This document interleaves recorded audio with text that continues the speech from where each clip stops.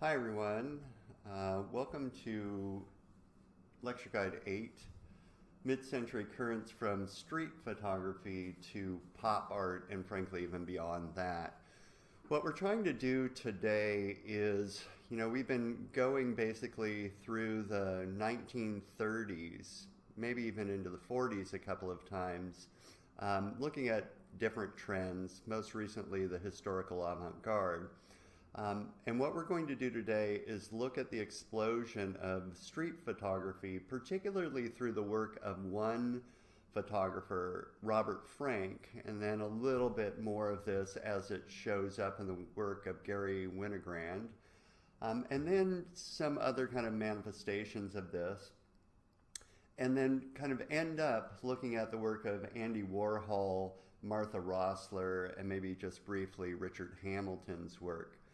Now, on the one hand, street photography oftentimes builds itself in the same ways that we've been talking about a lot of photography as a document. And I think by this point in the quarter, we all realize what people actually mean by a document, that it's not an objective reality, or at least today we don't think of it that way. It's obviously at best, a little slice of life that has been framed by a photographer according to particular desires and distributed also with particular ideas in mind to inflect that. And so I'm not going to belabor the point of whether these are or are not documentaries in some sense. That's certainly the way that they were taken. Especially with the work of Robert Frank, as if what you were getting was a little slice of Americana, or frankly in his giant venture, a pretty good overview of one way of looking at all the diversity and strangeness of America. So we'll kind of work our way through this fairly slowly. Robert Frank was Swiss-born. He emigrated from Switzerland to the United States in 1947. He began working as a fashion photographer for Harper's Bazaar. He also had a lot of support of Edward Steichen, who at the time was the curator of the Museum of Modern Art. And frankly, not long after this, of course, he got the support of Walker Evans, which you will have read about. These things are going to have a big influence on him. Steichen, of course, is a long-standing figure. We met him way back when we were looking at the circle of people who were surrounding Stieglitz. We know that he went on to do his own fashion photography. But at this point, Steichen is, the main curator at the biggest venue for showing photography in the United States, and this will be important, particularly because Steichen staged an exhibition that we'll be talking about in a moment here called The Family of Man from 1955, which in some way Robert Frank's project was a reaction against.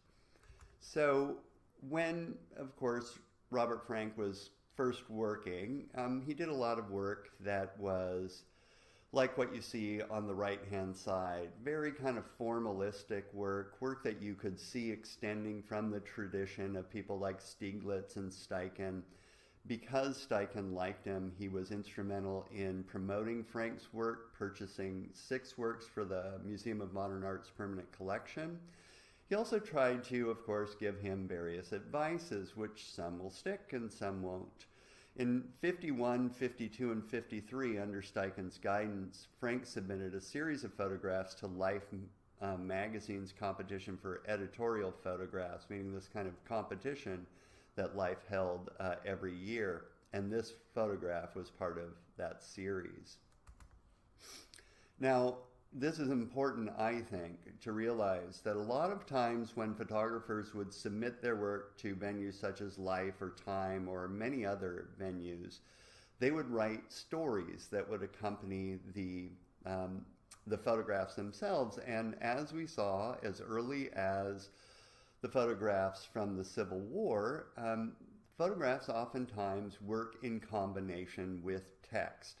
And this text would frame and contextualize the images and, of course, make us think about their meaning in a very particular way. Now, what I want to point out here is that while this was standard practice for basically almost like photographic essays, where the burden of the evidence is placed upon the narrative text that accompanies the photograph, one of the things that's going to be so revolutionary about Robert Frank's famous text, The Americans, is that I call it a text, but it's a photo book without text in it, except for the introduction. All the photographs are meant to kind of stand on their own, and this was quite revolutionary.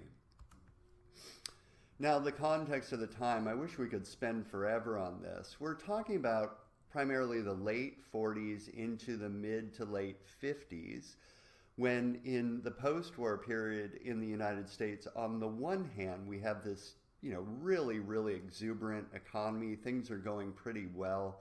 But you also have the seeds for a whole host of revolutionary changes that will occur in the 1960s. The countercultural movement really begins in the 1950s. And it is, in some sense, in response to two things that are working in combination now: the rise of the Cold War, with, of course, the United States being kind of the flag bearer for capitalism and democracy in the West, making a standoff against the Soviet Union and the communist bloc. And this, of course, leads to the rise of a whole host of really, I think, disturbing things at the time, one of which was McCarthyism.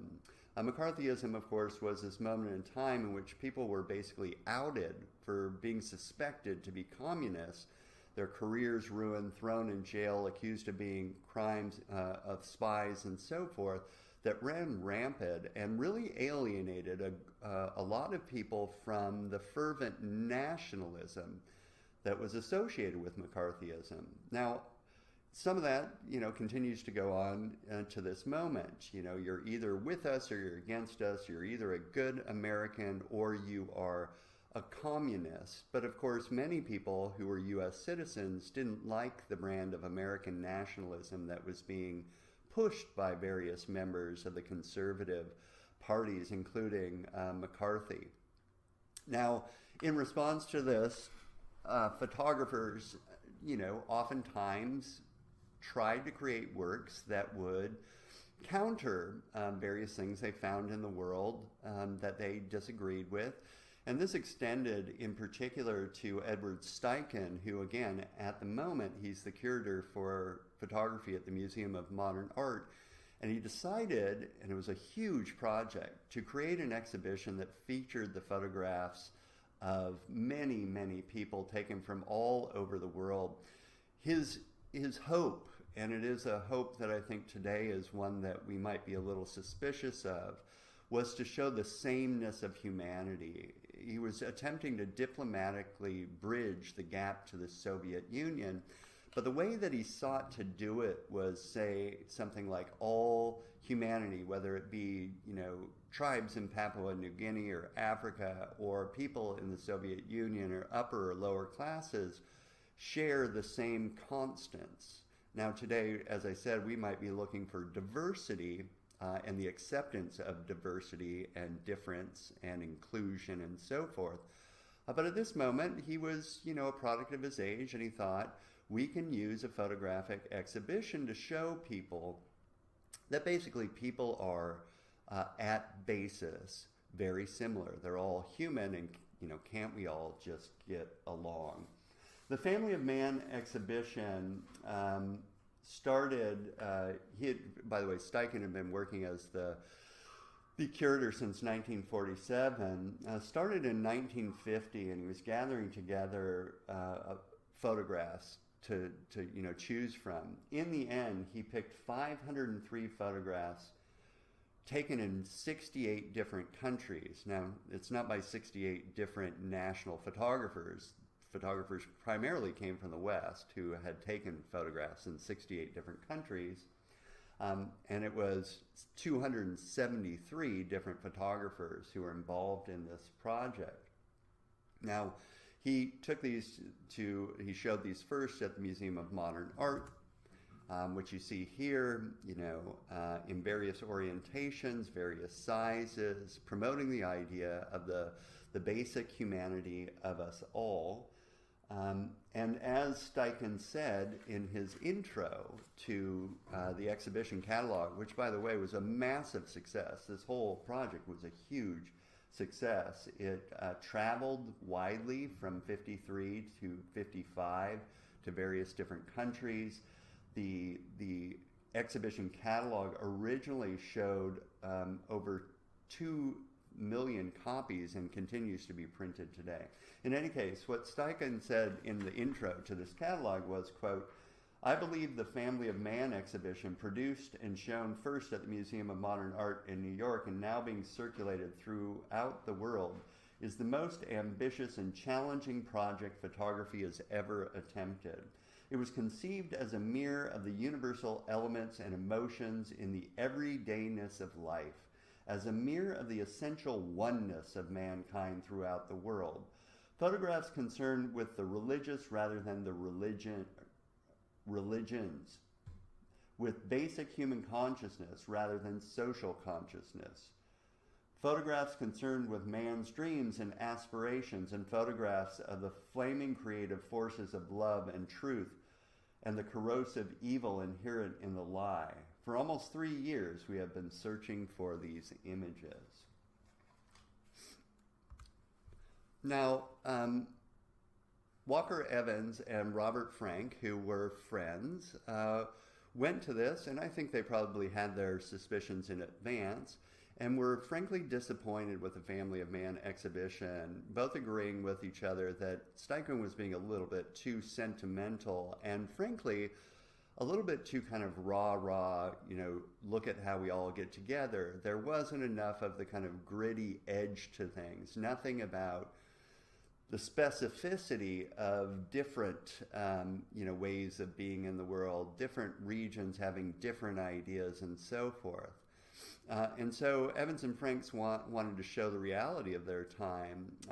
Evans had, for Evans, that had been the Depression. For Frank, that would be segregation, the effects of the industrialized farming on families, and the social divides between blue and white collar workers in America.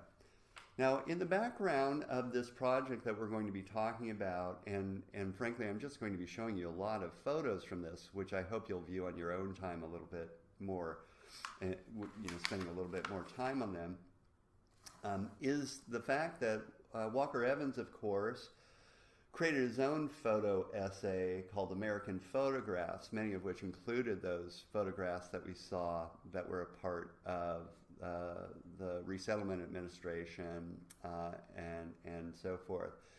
And that also had minimal text, and it wasn't text that went directly along with the images themselves. And they were a little bit deadpan, and they showed the grittiness of the American reality. That's what Frank wanted for his own time as he embarked upon his project. Now, again, just to go over this, Evans had published a series of photographs in this book that we looked at called American Photographs in 1938. And rather than editorializing his images with text, he let them rest against a white page. Now, there was text at the end, but it was all the photographs you saw first. Frank had realized that it was the sum of these images, not the text, that told the story, and he would want to mimic that in his project. Evans, for his part, prompted Frank to apply for a Guggenheim Fellowship and significantly edited Frank's application. This is the fellowship that Frank will get in order to fund a project that will last for 2 years of him traveling across the United States to take photographs. His hope was that Frank, this is Evans, would reignite the goals of the FSA, the Farm Security Administration, by taking a journey across the United States to capture the contemporary landscape of America with a systematic and planned approach.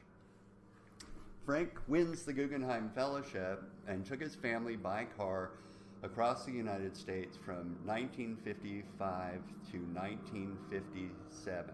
He deviated from the plan suggested to him by Evans in that he decided to take a more free approach, allowing himself to turn in any direction, capturing the diversity of American life. As he said in his, Frank, in his Guggenheim Fellowship, and remember this was heavily edited by Evans, it was his desire to, quote, produce an authentic contemporary document. The visual impact should be such as will nullify explanation. With these photographs, I've attempted to show a cross-section of the American population. My effort was to express it simply and without confusion. The view is personal, and therefore various facets of American life and society have been ignored. I have been accused of deliberately twisting subject matter to my point of view. Above all, I know that life for a photographer cannot be a matter of indifference. Opinion often consists of a kind of criticism, which I think you'll feel in these photographs, by the way. But criticism can come out of love, too. It is important to see what is invisible to others. I have a genuine distrust towards all group activities. Mass production of uninspired photojournalism and photography without thought becomes an anonymous merchandise. The air becomes infected with the smell of photography. I'm not a pessimist, but looking at a contemporary picture magazine makes it difficult for me to speak about the advancement of photography, since photography today is accepted without question and is also presumed to be understood by all, even children. I feel that the only integrity the individual photographer can raise its level. I feel that only the integrity of the individual photographer can raise its level. So this isn't actually a Frank photograph, but I wanted to show you this. New Mexico, 1955. He sets out on the road, and this quote, "I was absolutely free to just turn left or to turn right without knowing what I would find." Now, if this sounds familiar to you, it should.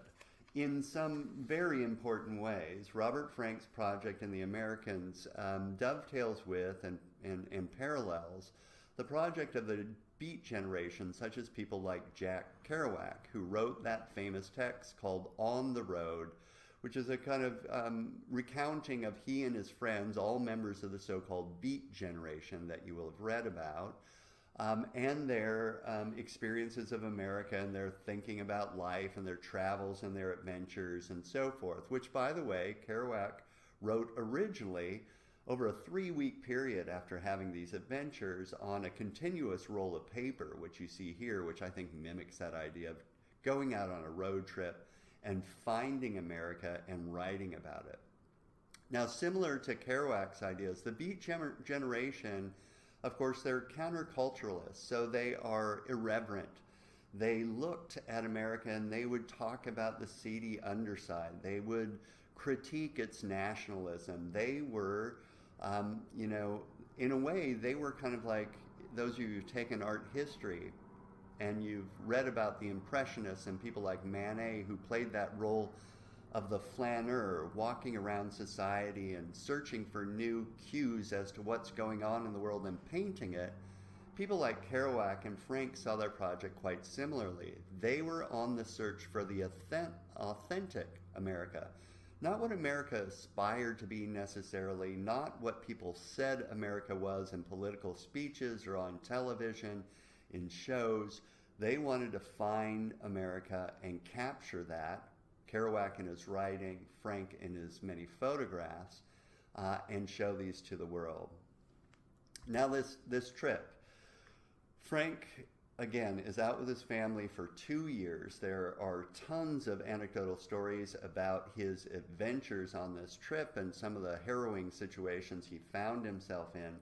He took over 28,000 photographs, and then in the end, for the book The Americans, he chose 83 of those. And I'm going to take you through some of these. Now, I'm not going to talk about all the ins and outs of this, but remember what he said about group activity and political rallies are in there and kind of group think, and how he's a little bit skeptical of that. When he chooses these photographs out of 28,000, he's making choices about, what these things will speak to someone else, how they will communicate ideas to someone else. And I think over and over again, you will see this. He oftentimes sets up the viewer to see figures from the side while they gaze off into the distance. We play the role of the voyeur in a sense. We are that flaneur. We get to see these people, kind of watch them as if we're flies on the wall, and think about what they're thinking about and looking at and responding to. Now, of course, this all leads to some types of subjective interpretation, but if you look at these characters closely and you think about the fact that none of them are smiling and they're all on parade, and these are the city fathers of Hoboken, New Jersey, which means they're established authority in this city. Probably, we're talking New Jersey in the 50s with some kinds of connections to pretty, let's say, questionable activities. I think you get that feeling from them. It's all wrapped up in the flag at the bottom, but they all look like the big wigs, the fat cats, and they look, let's say, not so much sinister as hard and wizened by, ages of amassing their fortunes and their power. And I think it's pretty easy to get to that by looking at this photograph. Now, I'm not going to interpret all of these for you. What I'm going to do is show them to you relatively quickly now, and then hopefully, I hope, and these aren't all 83 photographs from the Americans, but I hope that later on you will go very slowly through these in that PDF file that accompanies every lecture of all the presentation images, and spend a little bit more time with them. So funerals were something that he took a lot of photographs of, because funereal traditions are quite different, and they give you a pretty good cross-section of different ethnicities and different types of people in different parts of the United States responding to this, this moment of loss. And so once again, you can see on the left-hand side these figures, African-American figures, looking off into the distance, hands on chins, accompanied by their cars in their locale, and get some kind of slice of this side of Americana. Now, I juxtapose this, and this is what happened to the Americans, with white U.S. citizens on the right-hand side associated with a rodeo, although not in the Deep South, in Detroit. And this is to make you think about, the differences between these two depictions of white America versus black or African American America. And while, of course, this in some way, the way that we'll interpret these is according to our own stereotypical views of these types of Americans, those stereotypes come from somewhere. An assembly line in Detroit then, and you look at this closely and you see the movement and people, as part of the mechanism of putting together cars. Convention Hall in Chicago in 55. Just read into this again, thinking it doesn't take much to think about the amassing of power in these political rallies and such. The famous cover of the Americans, this photograph, a trolley in New Orleans from 55. Take a moment to kind of look at this. Not only is it a very kind of beautiful photograph in terms of its formal repetition of dark and light and the compartmentalizing of, on the one hand, figures that you can see through the open windows versus a figure that is obscured by the window versus the reflections in the window above and so forth. It also may make you think quite a bit about race in the United States. Now, we're talking about the moment of the rise of the civil rights movement. race is on a lot of people's mind at this moment. You know, we're talking about the key moments that will come of Martin Luther King and the bus boycott and so forth. And this type of image would resonate with those historical realities of the time. Again, I just want to show you some of these kind of quickly. Just kind of candid snapshots, little slices of America, things that he think will say something about the type of America that we live in, give us a little bit of truth. Like we're on the road trip with him and we're gathering information about people in the United States and their activities and their ways of life, and then bringing these back to the world. This is the cover of the Americans then. I should have put this after. And this is a little bit of his travels, so you can see what his road trip entailed, where he went and where he didn't go. This is Robert Frank and Jack Kerouac, who became, because of this project, good friends. Of course, Kerouac wrote the introduction to the Americans, which I've given you as a reading assignment, and I just want to read you a little part of this here to give some flavor to these photographs again. Again, just an excerpt from that introduction. That crazy feeling, said Jack Kerouac in the intro to the Americans. In America, when the sun is hot on the streets and music comes out of the jukebox or from a nearby funeral, that's what Robert Frank has captured in tremendous photographs taken as he traveled on the road around practically 48 states in an old used car, and with the agility, mystery, genius, sadness, and strange secrecy of a shadow photographed scenes that have never been seen before on film. What a poem this is. What poems can be written about this book of pictures someday by some young new writer high by candlelight, bending over them, describing every gray mysterious detail, the gray film that caught the actual pink juice of humankind? Anybody who doesn't like these pictures don't like poetry, see? Anybody don't like poetry, go home and see television shots of big-hatted cowboys being tolerated by kind horses.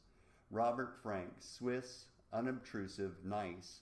With that little camera he raises and snaps with one hand, he sucked a sad poem right out of America onto film, taking rank among the tragic poets of the world. Right? That highway, that's his trip. A parade in Hoboken, New Jersey. What does this say to you? What does this say about the United States? City Fathers, again. Political rally in Chicago. Close-up of that funeral. Close-up of that rodeo. Movie premiere in Hollywood. What a different way of life. How does that stack up with the photos you've seen so far? A candid shot of a motorama in Los Angeles, an outdoor picture. New York City, looks like gay culture. Hold this one. Charleston, South Carolina, the persistence of black nannies for white children. A ranch market in Hollywood, right? The lowbrow side of Hollywood. What things cost, what our American paraphernalia is. Butte, Montana. That trolley again. Something that looks a little bit like an FAP photograph, but not quite the same. This, an almost empty bar. The sound of music that Kerouac was just talking about. Jehovah's Witness. This kind of almost secret snapshot of people in a bar in New Mexico. The houses they live in.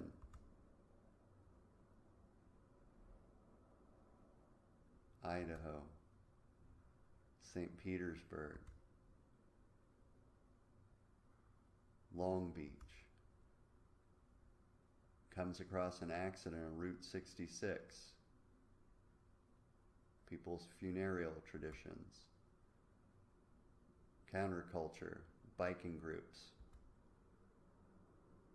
the empty gas stations you'll come across, office buildings and their inhabitants, restaurants, what's on TV, fans, the light, the table, the decor, drive-in movie in Detroit, funereal traditions, religious traditions, funereal traditions, factory workers, shoe shiners, class divisions, funereal traditions, political traditions, the experience of the American street, the falsity of television, the kind of solitude of life in the city.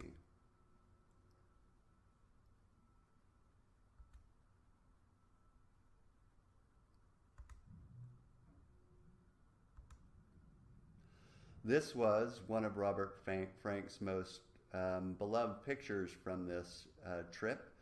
And the reason is pretty interesting. You can see quotes from him about this, but he really liked capturing kind of a moment of intimacy between people that oftentimes would result in this, which he called people kind of looking back at him and say, what the hell are you doing? Get out of here. Get out of my world, right?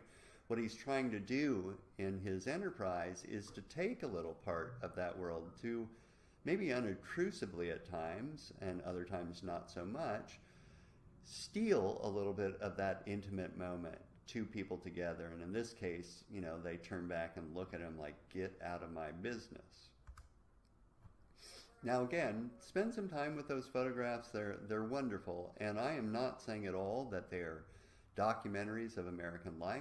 I'm sure by this point you realize that my idea of what a documentary is you know, not a document at all. That it's shot through with all kinds of decisions that are made in ideological positions, but there is also this feeling of being in the world that Frank was in over that 2-year road trip, and feeling a little bit something of his experience when we look at those, even if that is a little bit of a false type of identification.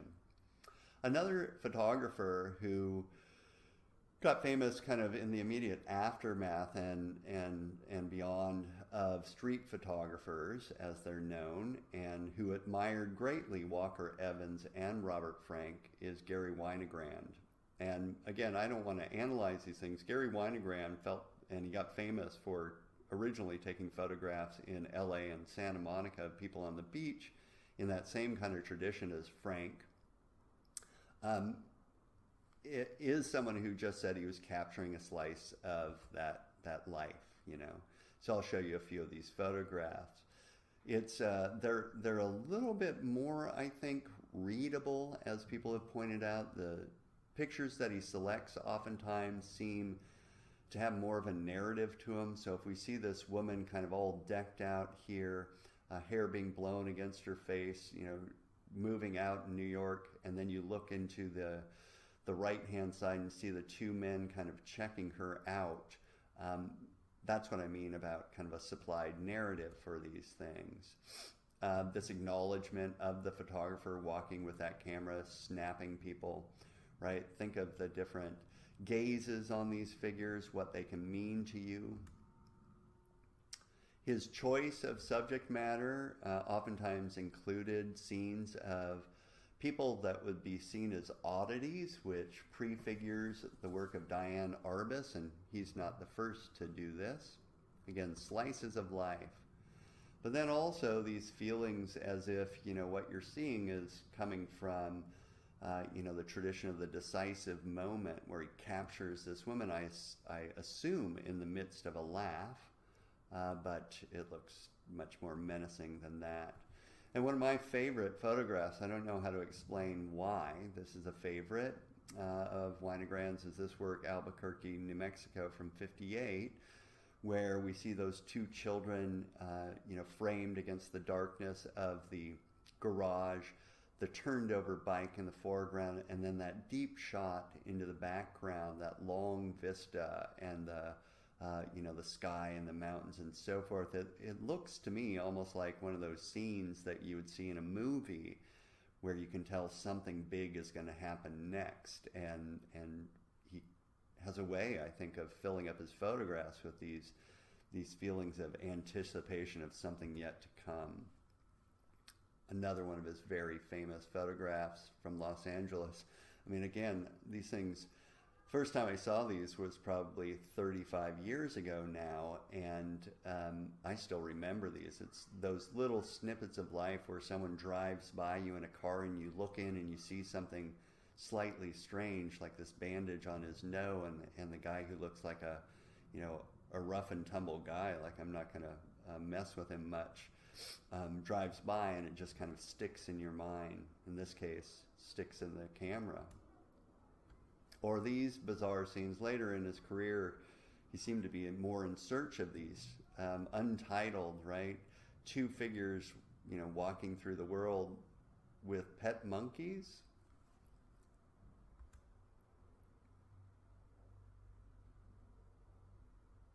Right? These kind of magical moments. Now, another photographer who is oftentimes associated with street photography is Diane Arbus.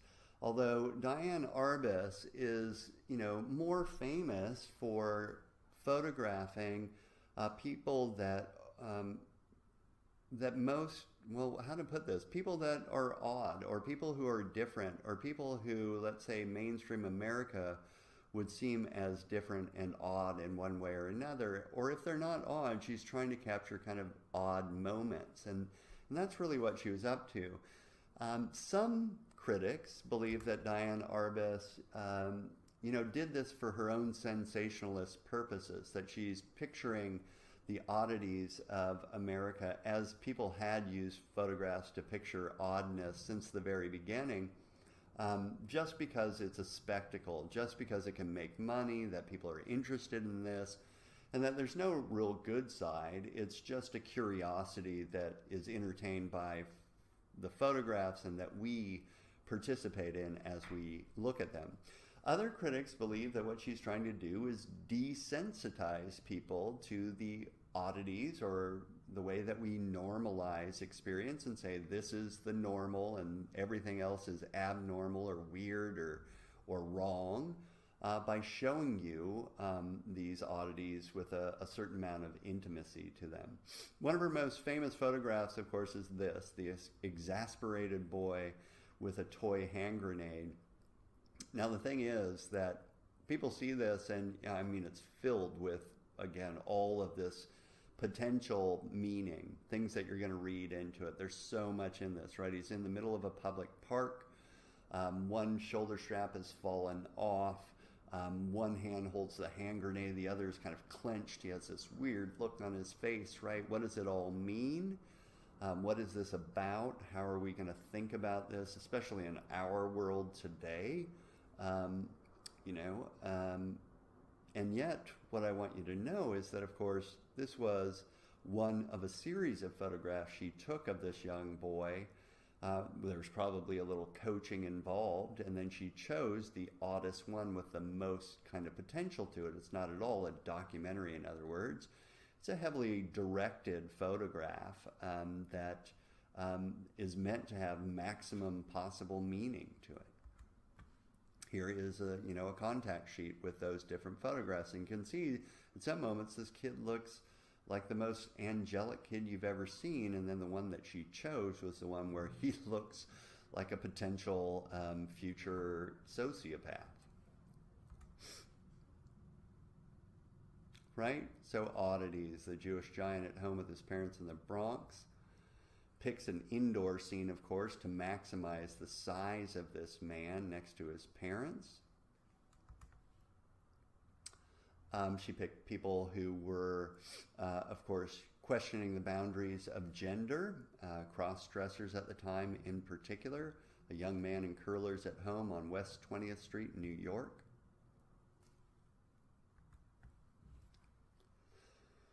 Little slices of Americana on the one hand, but there's always one little odd moment at least in Diane Arbus's work. First of all, you know, when I look at this, I can't help but think of the stereotypes of Italian families.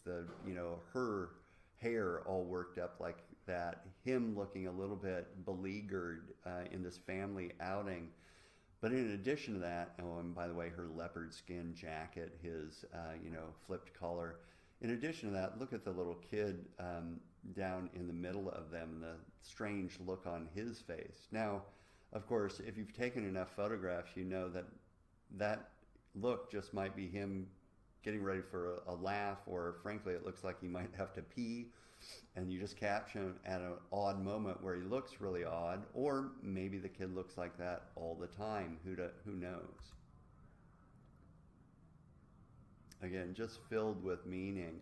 Girl in a shiny dress, New York City. What are we to make of this? One shoulder strap falling off. Just trying a little bit too hard, one thinks. Identical twins. Sorry, for me, identical twins, and I don't mean any disrespect to identical twins. Some of my dearest friends are identical twins, but there's something strange about seeing a mirror image of a human being next to another human being, of course. At least for those of us who don't see it every day. Again, cross-dressing, a man in stockings and bra. Patriotic young man with a flag. You know, here's where I feel like, again, that criticism on the one hand that she's being very sensationalistic and kind of playing to our desire to see oddity versus the idea that she is trying to desensitize us or open up our thinking beyond the norms that we usually adhere to. Well, there's another side as well, which is, you know, she goes out of her way to also critique particular members of society. I don't think she's trying to put this young man in a positive light. In '67, to be patriotic was to be aligned with primarily conservative values, pro-war, things that someone like Diane Arbus, who is sympathetic to counterculture, certainly wouldn't have embraced herself. And so making a patriotic young man look a bit like a numbskull and a bit kind of caught up in his nationalism, not very thoughtful, just by the look on his face. And I'm not saying, of course, that just because someone looks like this, they might not be smart, but that is the symbolization, the iconicity of this look. That's what that always means, and that seems to be what she's getting at. In other words, what I'm saying is that there's no reason that someone who looks like this isn't smart, but that's the look that painters have used, photographers have used, age in, age out, to signify someone who's not very bright, and that's what she's captured here. Oddness, right? Things that she comes across in the world, but also stages, directs, asks someone to put on that mask. I'm sure this woman had it already, but asked her to put it on for the photograph. I'm going to pause here for a moment. Excuse me.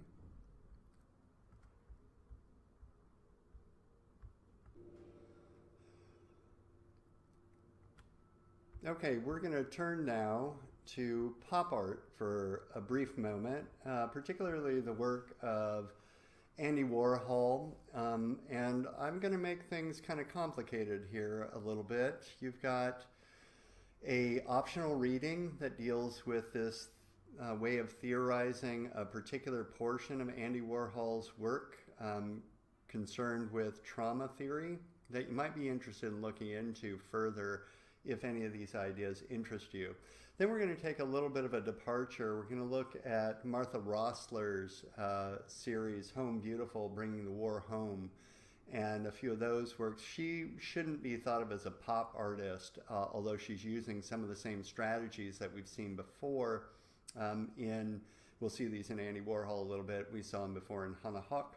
And then we'll end with another British pop artist, Richard Hamilton. So most people know about Andy Warhol's Campbell soup cans and his Coca-Cola bottles. And the reason that he enters into our discussion of photography is not necessarily that he is working with photography, although in a sense he is. He's not a photographer per se. He uses photographs, though, in a lot of his works. The way he prints them, though, is through the silk screening process. So it's a use of photography, and it's oftentimes a comment on photography, and that's why he's here. But before we get into Andy Warhol's work itself, I want to reintroduce a couple of ideas that we worked on early on the quarter, add a couple more, and talk to us a little bit about trauma theory.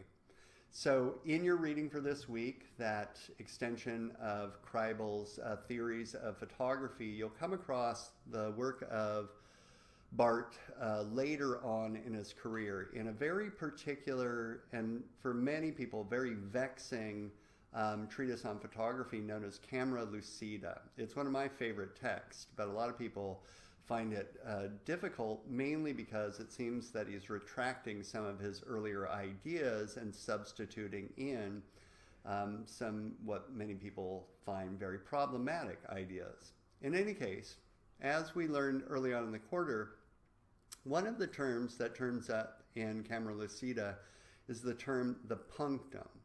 And for Bart, the punctum is that thing that we've been talking about most in relation to the indexicality of a photographic sign, in the sense that for Bart, the punctum is its relation to the real, but even more importantly, the punctum is something that pierces us, that reaches out from the photograph and makes us feel like we're seeing the scene from the standpoint of the original photographer, or we are there. For him, it's a very bodily experience. It's that ultimate reality effect. The punctum is this component of photography. Simultaneously, though, of course, Bart doesn't get rid of the main idea in his earlier work, which is that photography is very coded. It is an iconic sign. As an iconic sign, it is related to a whole host of other signs in the world that give it meaning. And this component of photography he calls the studium. Not stadium, as is printed here. This should be studium. So keep these ideas in mind. They're going to be important here. Another term that we need to introduce here for Andy Warhol's work is a term that was really pushed by another French thinker by the name of Jean Baudrillard, and that term is the simulacra, or a simulacrum, which is plural, or even the quality of being simulacra, which is simulacral. And for Baudrillard, what he means to get to is that sometimes our relationship to the image, to and particularly photography, but also film and many other images, Baudrillard contends that these images, because they have been repeated so often, because we've seen that image or that type of image over and over again in a society in which, of course, we have serial repetition everywhere, these images, according to Baudrillard, get emptied out of their meaning. They're no longer thought of as being attached to their original referent. Instead, these images become what he calls the simulacra. The simulacra then is something that is completely devoid of a connection to its referent. So for the purposes here, what we want to be thinking about is the ways in which oftentimes you will see images of really horrendous things, particularly in the news media. Especially if we think back in time, this all really gets going in the 1950s and 60s, where the ability to publish various images becomes really easy and lucrative, frankly. And people respond to these images, and frankly, the more kind of gruesome they can be, the more they seem to hook us. But the more we see them, the more often we see these things, the more often these images are we're going to get desensitized to them. We're not going to be thinking about what they represent. They're going to be emptied out of their connection to a referent. And I'll give you an example of this that maybe is a little bit before your time, but certainly you'll be aware of these images. The most photographed event in history, as far as we know, is 9/11 and the burning of the World Trade Center towers. Everyone was photographing this, news media organizations, people over and over and over again. So there are probably millions of images of that scene out there. Now, I'm old enough that I was watching this as it occurred in the morning on television, and when it first occurred, of course, there was a deep connection to the event, to the actual thing that occurred. Its punctum was palpable, right? You could feel it as if you were there. It was horrifying and quite traumatic. But honestly, within a month and within, let's say, another year, those images have been repeated so often that they stopped feeling real. They stopped really being about all of the things that occurred on that day, whether you thought of it as the human tragedy, whether you thought of it as the heroism of responders or terrorism. All of those things got emptied out, and pretty soon those images seemed to be open to uses for other things. And what I mean by that is what another set of thinkers has termed the spectacle. Spectacle is actually an idea that comes from Guy Debord originally, who was one of the Situationists or a member of the Situationists International, a French kind of performance theory group. And what he meant by the spectacle is something that is meant to entice or interest us, but mainly just to, the simple version of this is to sell something else. So, for instance, talking back about the way that the images from the Twin Towers became simulacrum and they became open to the spectacle of the world would be to say that when you started seeing news organizations lead with a scene of the burning of the towers only to talk politics, what they were trying to do is entice you in with an image they knew would hook you, but just really to get on to the next message that they had, or frankly, at the bottom line of all television, to sell ad time, right? It is an industry that is capitalistic, that's meant to be profitable. And in the end, that is what, of course, it is beholden to, maximizing profits. So why are these ideas important? Well, we'll see that they show up in the work of Andy Warhol in different ways. Now, many of you will be aware that what Andy Warhol did in a lot of his more kind of popular images is to take an image that was already out there as a photograph, such as Marilyn Monroe here, and to silkscreen print it in what looks like cheap offset color printing in order to turn it into a kind of fairly interesting design. And on some level, most people took it as just, again, turning already made photographs into design elements. But on another level, what a lot of theorists have pointed out is that what Andy Warhol's work seems to be about over and over again is how superficial, in some ways, the United States is and people are, how skin deep we treat other people, such as Marilyn Monroe, which of course isn't even her real name, it's her stage name. A woman who was a film and fashion, in a way, icon, the original, in a sense, blonde bombshell. In other words, that maybe this kind of superficial image, which, by the way, he would oftentimes print repeatedly over and over and over again, here in color and in black and white, was meant to say something about our fixation on celebrity culture, the way that after Marilyn died, of course, another starlet would take her place, and we would worship that starlet and another and another. The superficiality by which we know these stars and yet we adore them.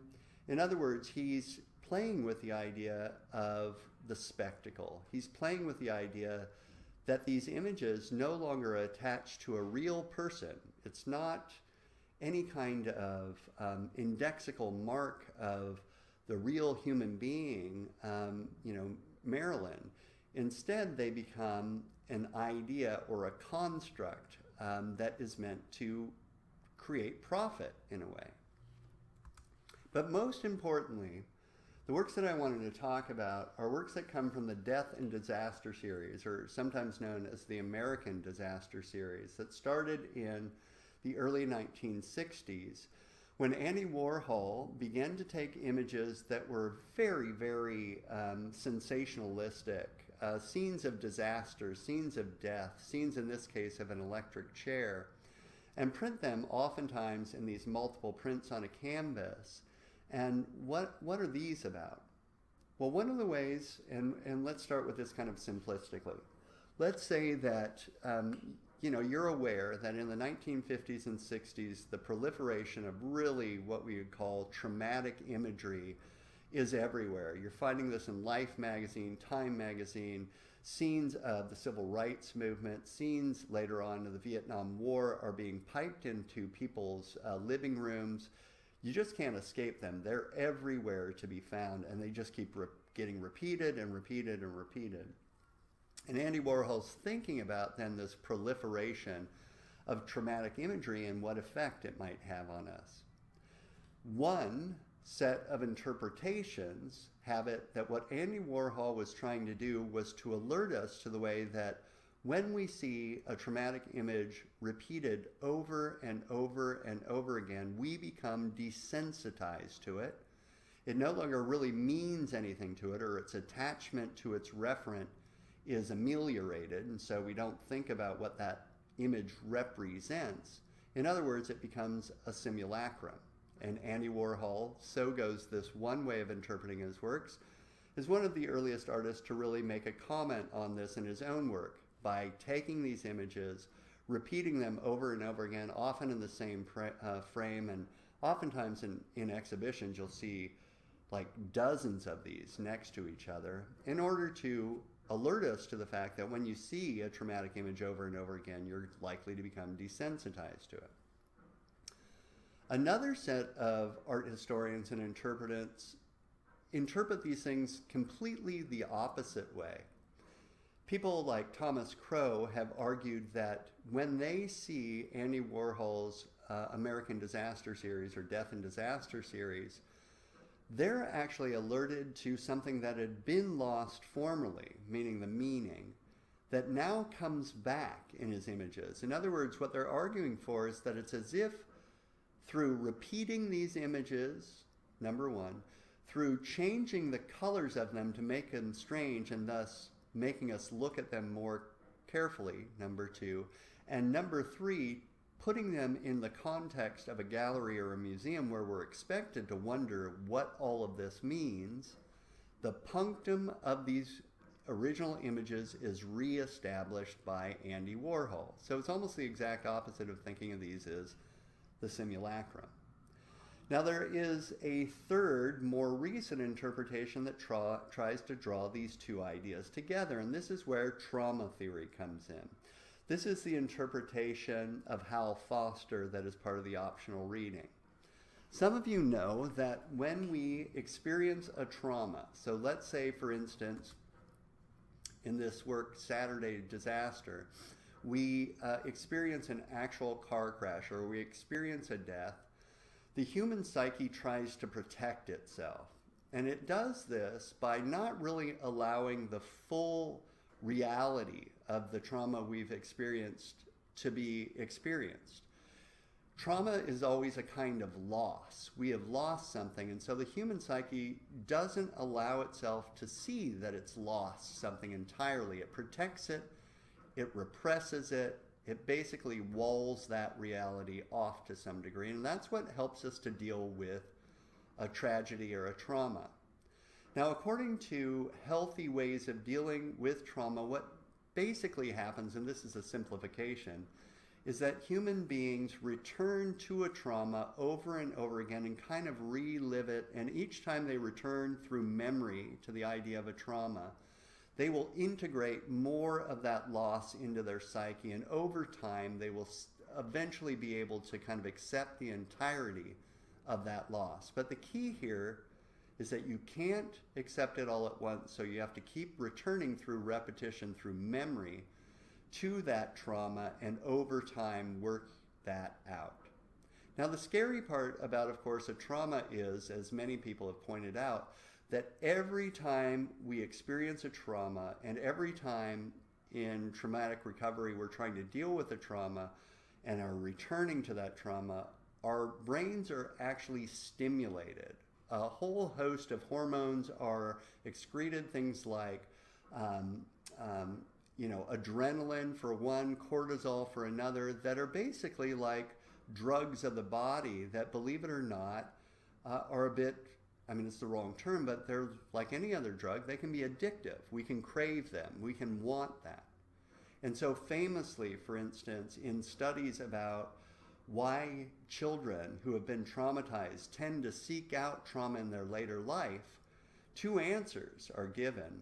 One is, for instance, this is a crass example, but it's one to make it more real. Let's say a young girl is traumatized by her father, who is a mean man and beats her or whatever, and then later she grows up and subconsciously seeks out someone who beats her as well. Why would that happen? And one of the explanations is that, first of all, you have to seek out the trauma again so as to integrate it into yourself. But also, paradoxically, you seek out the trauma because it's something you've become addicted to. It's something that creates this adrenaline rush and cortisol rush in you. Now, think of these ideas next to this proposition. That here, for instance, in Saturday Disaster, you see a car crash. And he calls it Saturday Disaster to make it banal, in a way, as if this is just one tragedy after another that you might see in a newspaper or as a lead on a television news broadcast. And over time, of course, seeing these things over and over again, you might imagine that we become desensitized to them, right? But on the other hand, what Warhol also wants to say is that every time we see these, we are also being, by seeing the sensationalistic image, we are getting a little jolt of adrenaline, a little rush of cortisol. We seek out things that are horrible in real life in images all the time. Think of the movies you might watch. Think of all the violence that's in the world around you. You probably wouldn't want that in your everyday life, and yet we go seek it out in movies all of the time. And the reason, or one rationale for this, is because we become addicted to it. Now, trauma theory basically tries to draw together the two theories that I went over earlier. That on the one hand, people think of Andy Warhol's work as about the simulacral, and on the other hand, they insist that he's actually reestablishing the referent or creating a feeling of the punctum in these images. What trauma theory says is that they both go together in that in returning to the site of the trauma, these repetitions of the image, we are integrating a real trauma into ourselves, and we are learning the process by which we become addicted, ever more addicted to traumatic images, because every time through you have to up the ante to make these things actually impact you. So, over and over again in the news media, which is where he got all of these images, by the way, a traumatic scene, in this case, of another version of the Saturday Disaster in a car crash, or famously in this scene, Red Race Riot, which were about the way that the police in Birmingham, Alabama, were sicked on the freedom marchers, including, of course, Martin Luther King Jr., and we saw this repeated over and over and over again so often that instead of, as it might have been in the first instance, or having been there, quite traumatic, over time it becomes familiar and less traumatic. And then pretty soon people are just using this to sell magazines, right? They're just using this because they know that they've got us hooked. But the idea is that in seeing these things in an Andy Warhol work, you become aware of the way that our attachment to traumatic images works. Another interesting thing that Andy Warhol did with photography, and he's really curious about the way it circulates and how it impacts us, was in this famous work called The 13 Most Wanted Men, which was a huge installation on the exterior of the art pavilion at the World's Fair in New York of '64, where artists were invited to decorate the exterior of that building, contemporary artists, and Andy Warhol was invited. Now, the idea was to say something about what America really is. So think of this work kind of relative to Robert Frank or earlier in this, Walker Evans telling us what America really is. And Andy Warhol's way of going at it was pretty curious. He noticed that in the 1960s, one of the things that people really paid a lot of attention to were criminals, were bad guys. This is the age in which movies about criminals were everywhere. People like Al Capone had recently been famous, and so people were kind of drawn to these real bad guys. There was a kind of cult of celebrity about being the worst bad guy. The 13 Most Wanted Men actually comes from Andy Warhol picking the faces of the 13 most wanted criminals in New York at this time. And these were, by the way, these are 13 most wanted criminals that all of the police knew about, but not necessarily would you have pictures of these out in the everyday world, and that's going to be important in a minute. So what Andy Warhol said is that it doesn't matter whether someone is a good person or a bad person, a beautiful person, an ugly person. What America really wants are stars, and those stars or celebrities can be anyone, including the most horrible people. So he wanted to kind of point this out to us. He also, though, wanted to point out to us that something weird happens when you create, let's say, a list of 13 most wanted men, one of which is that, believe it or not, criminals started trying to, out-criminalize each other so that they could get on the list and be part of this kind of celebrity group of the worst of the bad guys. So an unintended consequence of this.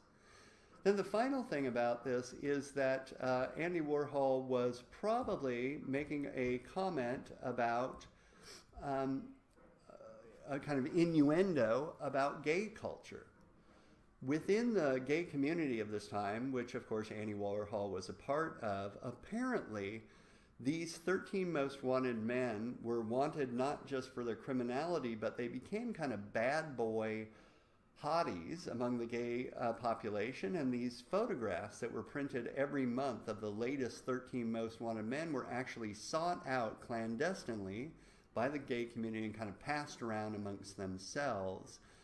And the people that they got these images from, because they were all private and held by the police, were from closeted gay police officers oftentimes. And the way that that shows up here is that notice how these men, not only would you have to know this, but how these men look at you, and then they also, you get the front and profile, are checking each other out too. So that might have been one of the secret little innuendos here. And then finally, I just wanted to say that, another thing that Andy Warhol pointed out in his photography is how we take our social cues from photography as a nation. This is work that's called That Was the Week That Was. Sometimes it's referred to as the 16 Jackies. This is Jacqueline Kennedy, who later was, of course, Jacqueline Kennedy Onassis. And following the assassination of JFK, which was massively publicized, one of the things that a lot of photographers and news photographers focused on, television crews, was Jacqueline Kennedy and what her response was. And as a nation, we were taught to look to Jacqueline Kennedy to understand the way that we should have similar appropriate responses. In other words, she became, and photography becomes for society, a kind of model of behavior. This is the way to respond to a tragedy. This is us getting very intimate on the huge tragedy that this woman suffered, and learning as a nation how to properly respond to that tragedy.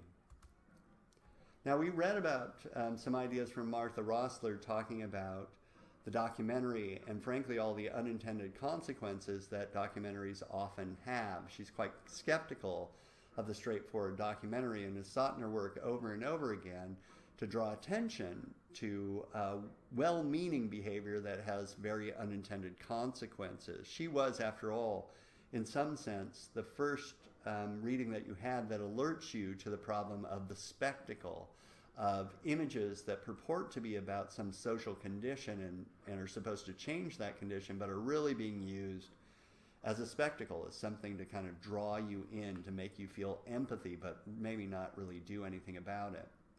I just wanted to show you one series of Martha Rosler's works that are known as the Home Beautiful or Bringing the War Home series from 1967 to 1972, and you have a very short and very kind of on-point interview with Martha Rosler in your optional videos that you can look at to hear her talk about these works themselves. She was a fairly young woman at the time during the Vietnam War, and in the late 1960s, of course, this polarized the nation for and against our involvement in Southeast Asia.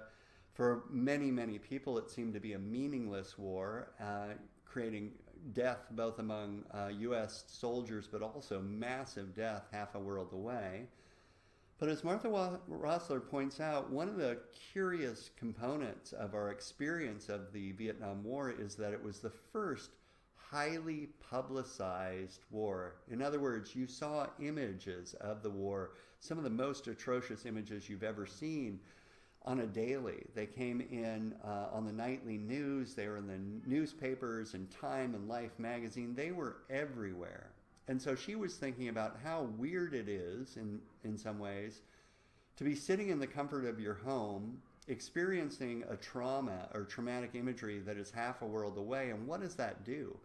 And even further, what does it do to be, let's say, watching a television program that is talking about, let's say it's the news, and it's talking about something horrible, and then it cuts to a commercial break, and the commercials are all happy-go-lucky scenes trying to sell you Campbell's soup or some other inane product that then returns to the war afterwards. In other words, is this simulacral? How do we deal with this weird juxtaposition of realities? One, the traumatic, and the other, the comfort of our everyday world. And the way she went about it was in these photo montages, much like Hannah Hawke's work, where she takes an original image from the Vietnam War, in this case, above the head of Pat Nixon, the First Lady, and sticks it in a place where it shouldn't otherwise be. Here we have Pat Nixon, in the White House, surrounded by the beauty of the White House and all its accoutrement, her hair coiffed up, wearing the latest fashion.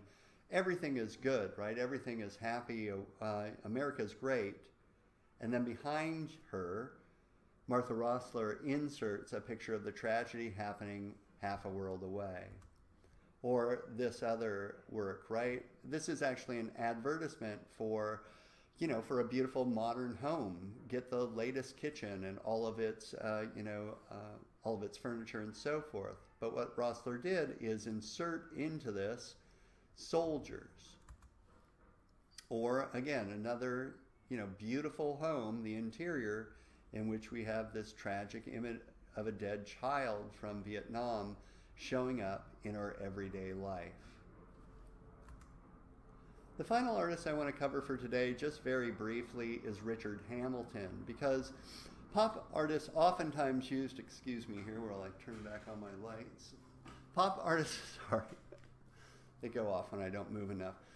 Pop artists oftentimes use photographic imagery in their collages and photo montages, or referred to it in their own paintings and so forth. And one of the most famous of these is Richard Hamilton, who in this iconic work from British pop, known as Just What Is It That Makes Today's Home So Different, So Appealing, used the imagery that you might find in the world all around you, much of which is, of course, photography, in order to implicate or frankly kind of point out what our world is like what we value, what's important to us. What he shows you, of course, the two main characters here are hyperbolic versions of the masculine and the feminine. The man off to the right here, follow my cursor, is Charles Atlas, one of the first famous bodybuilders. And there's the, the stereotype of masculinity, buff and strong and young and virile. And of course, the Tootsie Pop, substituting as the phallic object. And his love interest, his wife, the woman of the house, of course, is a pinup model over here. All about body, all about surface.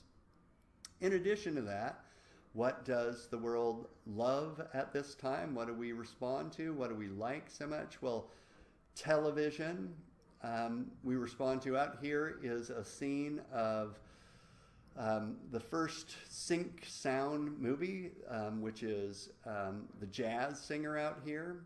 He also, though, and this is really important, implicates advertising and the use of images in advertising. This vacuum cleaner that is being shown here says up above here, it says, ordinary cleaners reach only this far. And of course, hers reaches much farther. If you want to spend any time with these images, you'll find out that over and over again, no woman has ever felt blissful vacuuming a house, but you'll see these advertisements with women looking blissful because they have the latest vacuum cleaner cleaning up their house. We call this commodity fetishism, right? And I brought this up before. The selling of a utilitarian object here on the grounds that it can provide much more than it can really provide. Pleasure, the perfect woman, and so forth. The other things that are included in here are elements of modern technology. So you have the reel-to-reel magnetic tape. That was, believe it or not, new down here. You have canned ham. So if you've never had this wonderful meal before, make sure you have it before you die, or not, frankly. It is, a hideous kind of loaf of meat that has been preserved in a metal container and can last kind of forever, which was a staple, frankly, in the post-war period in reconstructed England, which is where, of course, this artist was working. And then finally, you have a comic book on the wall, right? Is this the new art form? And next to it is a portrait of Sir John Ruskin, who was a 19th century art critic who would have died to think all of this is art. So what, among other things, Richard Hamilton's work was about is our kind of interest in consumerism, our interest in consumption, and in the commodity fetish, fetishizing things. So many of his collages, and that's what all of these are images of women, such as pinup here, that are based upon, again, the reduction of a woman from an actual human being to something that is an object of desire, which is affected most often at this time in pinups of girls or in advertising of girls. This is a fetish in its own way, in that these images become objects that we can control in a way that you can't control another human being. They become aesthetized, and they become something that is eroticized. And then, of course, that image of woman is re-projected onto real women in the world, which is why it's so incredibly problematic. We'll pick these ideas up later. By the way, the way that photography is used in the relation to gender, as well as race and ethnicity and other things, when we get to the lecture on photography and identity politics. Okay, well, I hope you have enjoyed this lecture, and I'll see you next time.